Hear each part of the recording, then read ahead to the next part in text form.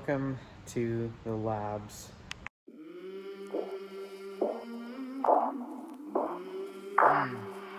I came from the mud, there's dirt on my hands. Strong like a tree, there's roots where I stand. Oh, I've been running from the law. Hope they won't shoot me down soon. Here's the Ranger. It's a 92 cab. This is what's been on the Instagram for quite some time. A lot of reels associated around this truck. Like the intro is stating, this was built by my pops in '97, and then it went through a few different owners. He sold it in the mid, I think it was around 2001, 2-ish, somewhere in there, and then it went to, we think, 3 different hands before I found it in a warehouse. It was actually through an old race buddy of my pops who found it for sale on Facebook Marketplace, funny enough, which is like the new Craigslist, I guess. And I went down there, struck a deal, and picked it up. And since that was about a year and a half ago, I've been in the process of restoring it back to racing conditions. Without further ado, let's hop in the back of this thing. That's where we'll start. We're gonna go from back to front of what's been going on with it. Any future plans, what's stuff if I haven't done it yet. We're kind of go over what I'm planning on it. So yeah, here we go.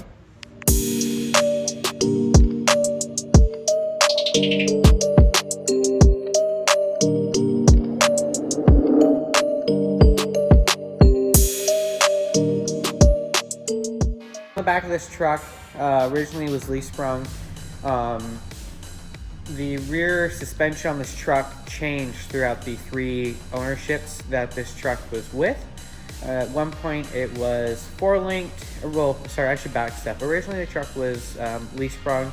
It was a sprung under setup that my pops had gone through and built. And then at one point it was put onto a 4-link setup that wasn't really built right, that I heard. And then it went back to these Deaver packs, which someone else threw on there, and it was a sprung over setup with some Dirt King shackles. It didn't cycle. I mean, I think it cycled 16 inches. I think that's being generous. It was more like 12 to 14. It didn't do much. And I was planning on, at the time, about a year and a half ago right now, looking at doing the Giant Link Killer kit, which is the big old leaf pack, shocks that were designed for it all, you know, just keeping it sprung simple and desirable, until my buddy Chris Natali hit me up and said, hey, I got these 55-inch Stewart-built arms. I think they fit perfect. You'll see there's a few pictures I'll put in of us holding them up there with some jack stands going, dang, these will fit. These will do what we need. Because the rear on this thing is narrow. It's not like the big wide trucks like I was talking about. It's all about, you know, speed and consistency and that type of realm. So on this truck, we got a 4084 Fuel Safe Sportsman fuel cell. It was originally sported with 2, one back here and then one up in the front of the cab. When I bought the truck from the previous owners, they did this swap with a 44. This thing's got a interesting ride height where it's not too low but not too tall to maintain the correct up travel numbers that I wanted to. Because one big thing with the Class 7 stuff is we have to have a frame chassis, so we can't modify the frame rails or anything. So we have to get creative with where the bump zone is, and these trucks really dial in on the up travel, and that's the one thing that you really want out of these. I mean, you could have 30 inches of travel all day long, but if you got no up travel, you're kind of screwed. So this one pulls about 13.5 inches of up travel to the bumps, and with that, the ride height was kind of precarious. So she sits a tad bit taller than I'd like, but we still maintain the correct bump zone. So I was okay with sacrificing some of that, which still made everything back here a piece of cake. You can easily drop in a spare. She is sitting at ride height with the struts in. So if you see the metal rectangular tubing stock, that's just there because I'm getting ready to ship the shocks down to LA to have a Dow shock prep go through them and service them and get them all freshened up. So get out of, I think, Napa lights. They're original from '97. They were still in the truck. Also had the orange dust lights too, which I'm gonna throw them on there.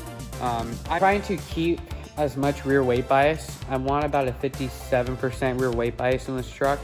when I first did bias, I think it was actually 53, but I'm trying to get it up to 57, which is where a lot of our shock tuner guys want these trucks at. Just with the I-beam front end, it helps a lot with floating and suspension tuning, and just overall makes the trucks drive really nice through the big bumps. So if I can keep as much weight behind the axle as I can, that's my goal. I pulled one of the fenders off, that way I can get up closer on this stuff since I don't have the truck on the rack. I just got it back rolling. Basically all the suspension's done, the steering was finished up last weekend, to where it really doesn't need to be on the rack until the motor gets picked up from down south, and then I can build the transmission mount, get the driveline respec'd. I gotta get the mid shaft shortened or changed, and the yoke end has to change for the larger end, and then we can get the carrier bearing set up on the truck. And then after that, it should hopefully not have to live on a rack anymore, so that'll be really cool. So we'll get into this. So this has a slight unique setup to where everything is redundant on the truck.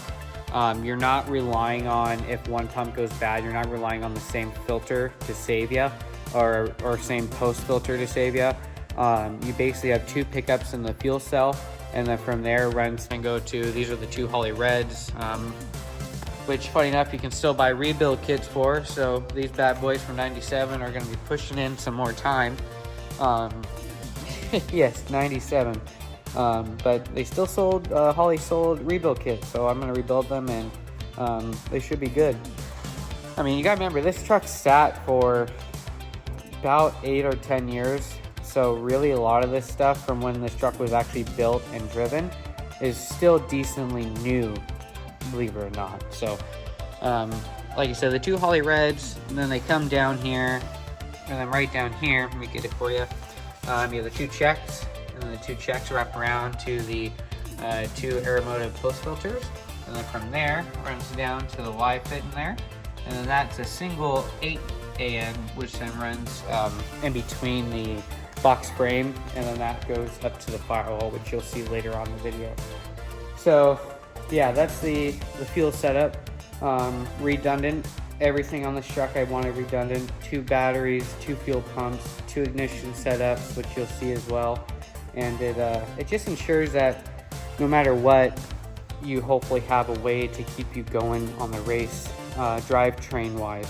That's been my goal these past few weeks, and it got a lot done, let's just say. So with the fuel system taken care of, we'll hop into the rear suspension. So let's get on to that.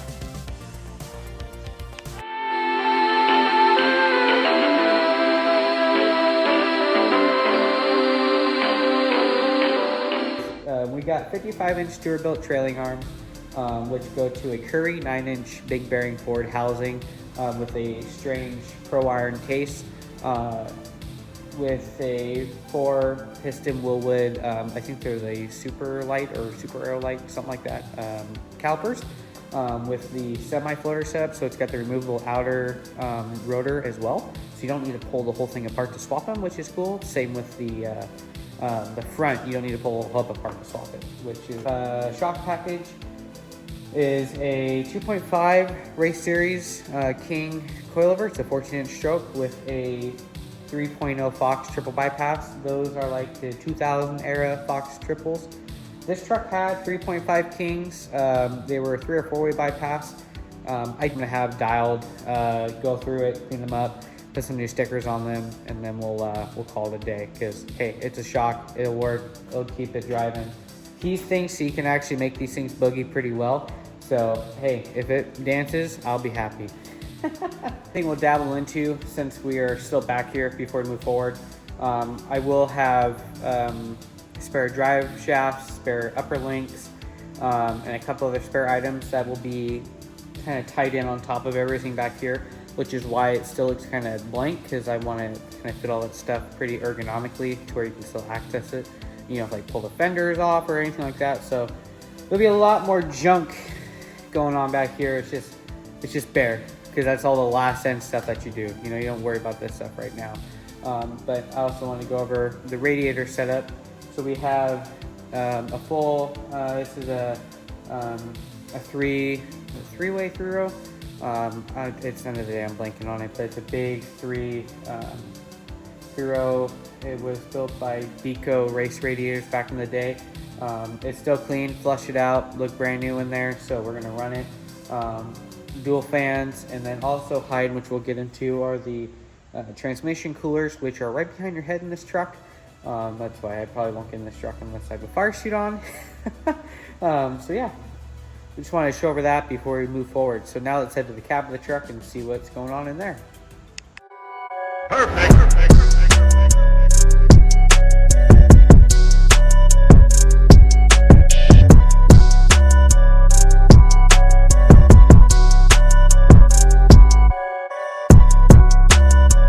So in the cab here, this truck's kind of unique on the cage setup. It's very tight with you. You're kind of encapsulated in this truck when you're in it. I currently have all the interior out, so both the PRP seats are out, the center console is all apart, the dash is like pulling because I'm getting ready to wire the truck, and I was doing brake lines for the hydraulic handbrake, the Camberg one that's in here, built by Nameless Performance. So I wanted to get all this stuff wrapped up. So that's why it looks pretty bare. It's pretty unique per se. You sit not like where you would think traditionally, where you'd be like in between the A and B pillar in the truck. And by what I mean A or B is, this is essentially your A pillar, and this is essentially your B pillar. And then in certain cages, you actually have a C pillar if it's like a 4-door, or some extra cabs will do a B and a C. This is basically on this truck because it's more built like a class 8, where everything, like, this is a fake door, it's metal, it's just a skin, but it just comes off. The cab is over basically a single cab cage, so the cage is for like a single cab, but it's got an extra cab skinned over it, so that way you guys kind of get why it's built how it is. Because basically, if you ever roll the truck, you could easily take this cab off, put a new one on it, and then keep going. That's kind of how these things are put together, which is kind of weird to think, like, you might have to remove this, so you make that removable. You hope you not have to, because it sucks, but if you need to, you can. So this is the B pillar of the truck, and you sit right here. And basically, you're right over, if you look here, you're right on the pivot of the truck on the back 4-link, so you don't get a lot of that weird joust or movement feel.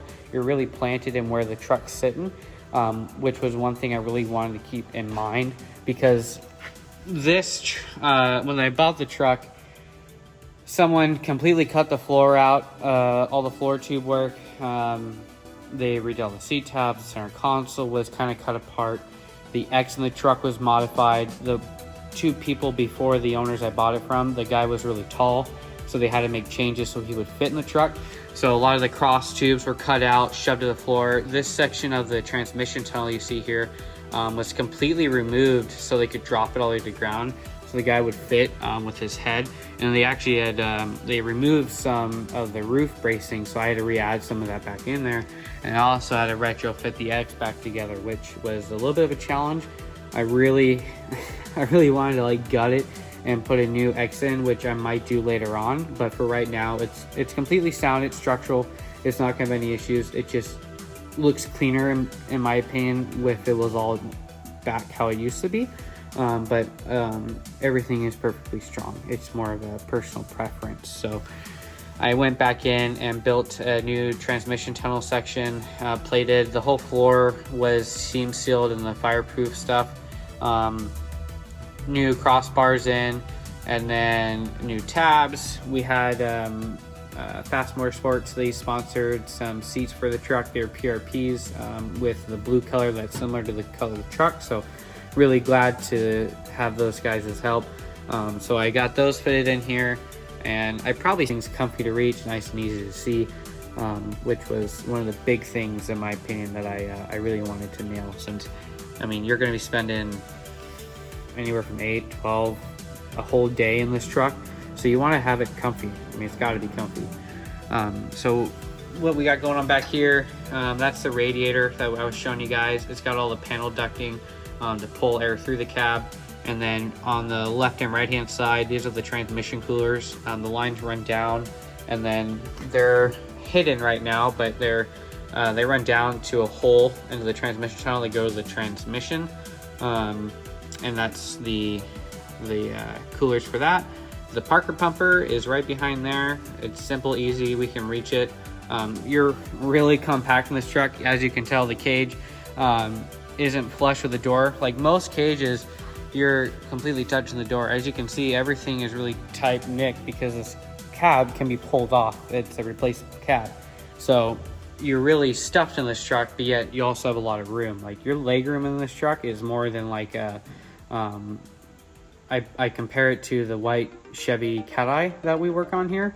The leg room in that truck is far less, funny enough, than what you have in this truck. And it's a lot of it's to do with where you sit, kind of how you sit in the B-pillar, because the dash in this truck is so far forward. When you're strapped in, you actually can't reach it, which is why there's no switches on the dash or the center console. All that stuff's too far for you to reach. So all the switches for the truck will actually be up on the top of the roof, and the radio stuff will be up there. That way you can reach it, and your driver or co-driver can reach it. So in case one guy gets knocked out unconscious in a rollover, we can, either one of us can reach everything or hit the fire suppression system. So it's all those little things you got to think of, like the off switch is between us. There will be, like this switch post panel here will be only to control auxiliary lighting. All the drivetrain base components will be on a switch with a circuit breaker. That way if anything happens, it's easy to diagnose. The switch pros will probably be going in between the seats, or maybe even up in the roof. Haven't quite decided yet, just because we don't have any lighting in the truck and we won't have it for a bit. I just want to have it in the truck, that way it's ready to go. So all these odometer gauges, we have anywhere from your water temp, oil pressure, oil temp, volts, transmission temperature, fuel pressure, differential temperature, fuel, the sending unit to know how much fuel is in it. And then we actually have on the diff temperature sensor on the fill plug, we have it in there to where we can tell temperature.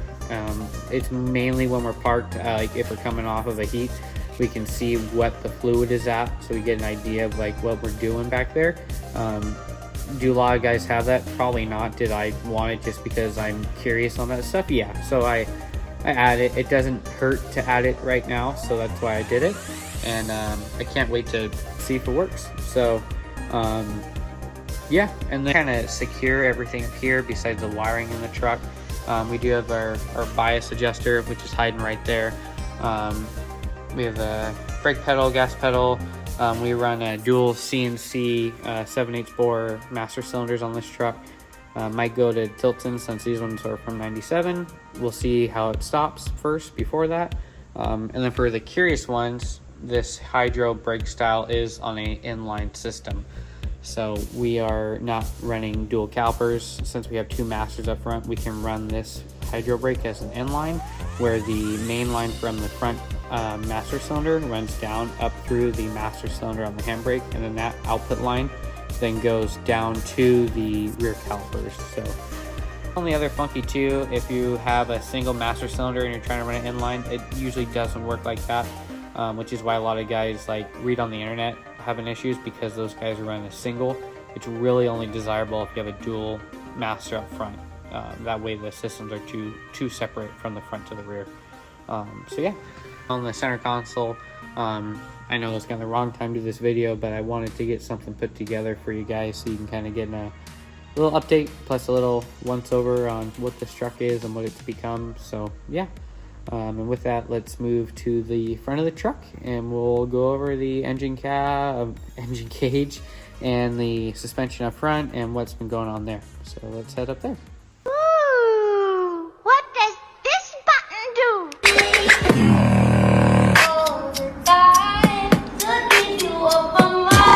So with the cab portion covered, the rear four link stuff kind of covered, the fuel, the rear back half, why we did certain things back there and where that's at. I know I didn't touch on like the number plates, which I kind of stole from the Eisenhower Brothers truck. Sorry guys, it just means I like how popular your look is on there. I pulled the front hood and the fender just so you can kind of get a better picture, a sense of what's going on in here. On the engine cage, It's kind of unique where how all the tubes intersect, the junctions, where the flow is. Like a lot of this, these like intrusion bars here would then run up and become the shock mount actually itself, and they come back into the bars that then tie into the front of the dash. It's pretty unique. There's not a lot of like this style that you kind of see nowadays on trucks, which it's neat that a lot of this stayed how it was from the 97 stuff. It just made life a lot easier from having to fix it, because I got really tired of fixing everyone else's screw-ups. It weren't screw-ups, it was just, you could tell that a lot of work was rushed to get to the next race or to get the truck out there. And I've really learned patience is a virtue in these builds. So I was okay with, you know, accepting that, hey, if I cut these 2 tubes out or redo the transmission tunnel, that's probably going to take, you know, a week to accomplish to do it right. But I'll be way happier, and other people will see that too. You know, I'm not bringing a truck that was kind of pulled out of the shop, sent for 10 years, threw a motor in it, trans, 4-linked, and said, oh, let's go race, you know. I wanted a platform to where I was set up for success, and a platform that I can grow on without having to backtrack every time I touch something. We run some King 3.0x14 shocks. They're of course off the truck. They're getting sent to LA, dialed shock prep, Kev Dog over there. He's gonna go through, clean them up. They haven't been touched in the 15 years that the truck was outside of everyone else's hands besides my pops. So we're gonna get those retuned, and then retuned / valving, and then new seals in it. Just, you know, start with a clean slate, get all the maintenance stuff out of the way. So a lot of the engine cage in here is all 1.5 inch, with the main being 1.75 inch. These are the 2 CNC duals. The left one is for the front brakes, the right one's for the rear brakes, and then we have 2 check valves that you can see that come off the master cylinders. That keeps residual pressure on the rear calipers, so it doesn't allow the rotors to keep dancing around there. It also makes it easier if you're trying to hit on the pedal. You have just a little bit of pressure there all ready to go, so you have that instant. You're not, because manual brakes are weird. It just makes life a little bit easier and more consistent in your braking. So if you don't got checks, I recommend it. Let's see, what else did we dabble on? We got some 2.0 by 4 inch Fox bumps. They were on the truck when I picked it up. They used to have Kings, who knows where they are. So they were there. I put the 4 inch ones on the front. The rear, I don't think we dabbled into. It's got 2 inch by, I think those actually might be the 4s, and these might be the 2.5s or 3s, I think. I'll remeasure it, and I'll probably put like a little thing in here, like a little thing that sees what they were. But yeah, so this is a 14 inch strap, the Cartec ones. You know, the OGs, remember when the logos used to be on there? That's how old those ones are. They don't sell them anymore with the logos, which is why I mentioned that. The beams itself are H&M Ranger beams. They were the equal length ones that they made back in the early 2000s. This truck was fitted with kingpin beams, like the 1-ton stuff, and then they were taken off because the truck actually got into a nosedive, and it bent the driver frame rail and a couple other things, and a lot of the stuff had to get fixed, I guess. And so with that came putting new beams on the truck. And whoever did all the work on that did great, but the issue was they didn't compensate for some of the tweakiness in the frames. So like one of the beams wasn't, you know, equally placed with the other side, and I ended up I cut all the mounts off, went through, did some play work on the beams, which you'll see some pictures I'll throw in there. My pops, him and I spent probably a week in total getting the beam set square to the rear 4-link, which was squared to the good part of the frame. And then once we got that done, it was a relief because everything was a breeze. Weld the mounts on, you know, plate all that stuff. So all that stuff got done. And then with having the change in the beams, because not only did we square it, we also shortened them because they were like, you know, 90 inch. The track width on the truck was crazy wide. Because it was more like for 1450, you know, they were super wide. And sadly, class 7, we have a restriction. I think it's like 87 inches.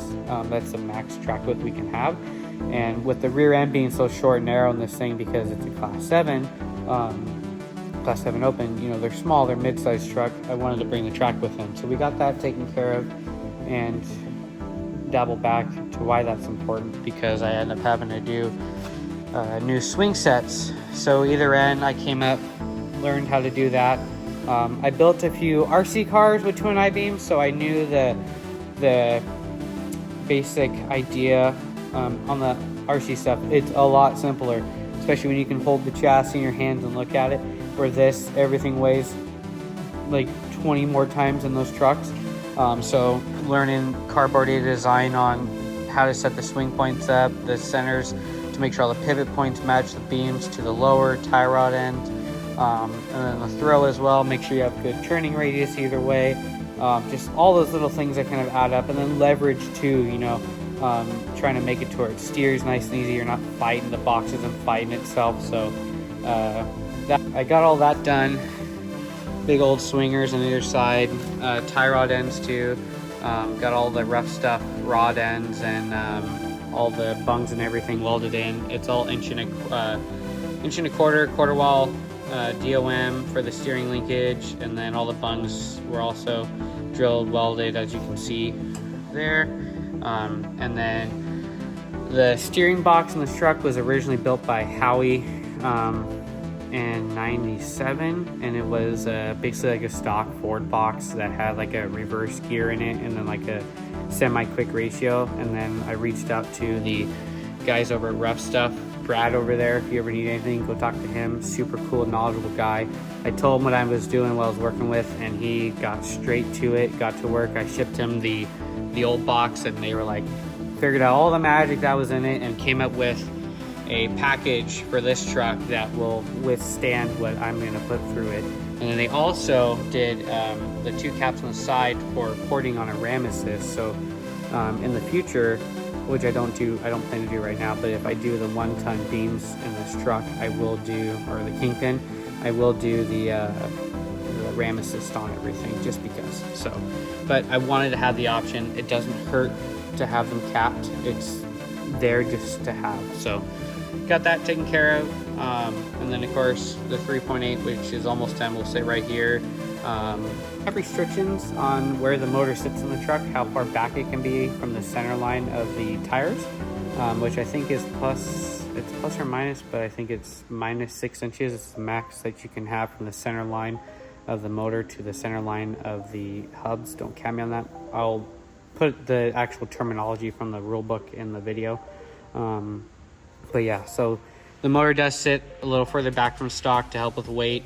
And then of course you have the crossover. This is where the old Resis used to mount, and then someone added these in here. I plan to remount them here. I just haven't fixed it yet, which once I do all that, I will kind of scuff the engine cage down and repaint everything, since it's the only thing that I don't think I've resprayed. So yeah, oil cooler, which is right here. This thing runs, that Fram filter is probably 10 years old. We're gonna do all K&N stuff, K&N filter, oil filter, transmission filter. So this is the cooler. It's been flushed, it's clean. The front hubs on this truck are old school Pro-Ams from like 2005. They're super strong, 2-inch touts. They should work really good. I hope to only have them last me one season before I can get the new beams built. So we're gonna pray that they hold up, but I pulled them apart, everything was brand new. I mean, this truck wasn't really driven from when the last ownership had it. I think they drove it like 2 or 3 times before it sat in their shop from where I pulled it out, which was kind of weird. It was like removing this object that sat stagnant for 10 years on rolly stands. Really weird, but really fun and cool. So yeah, so we have some old school Pro-Ams, all 5/8 studded, 5 on 5.5. And then, yeah. The travel on this truck, it pulls 21 inches, 22 inches up front with 24 strapped in the back. So perfect combo setup. And then we're on the 35s like I was talking about. And yeah, I don't think there's much more to kind of dabble into. I just want to give like a little update on the truck, you know, what's going on with it. Just show you guys what's it about. You know what it is, give you more in-depth. If you guys kind of like this, I'll try to do more of it. I just have a little downtime right now as I'm waiting to save up on some last last of the few parts I'm looking to purchase, which will complete the truck till I get the call at the motor stand. So with that, I will put some pictures probably of the progress, if I haven't already, through the video, like under the frame, because I did go through and box the frame. And then you might see some stuff split in, because I did shoot this video 2 nights in a row, just remembering information I went over. So you might see some splits here and there, just so you have a better idea of what was going on in that time. So yeah, without that, I think that kind of wraps it all up. So let me know if you guys want more of this truck, and I'll try to make it apparent to maybe once every few weeks to make a little update video, and we'll see you all hopefully next time. Thanks, and like and subscribe.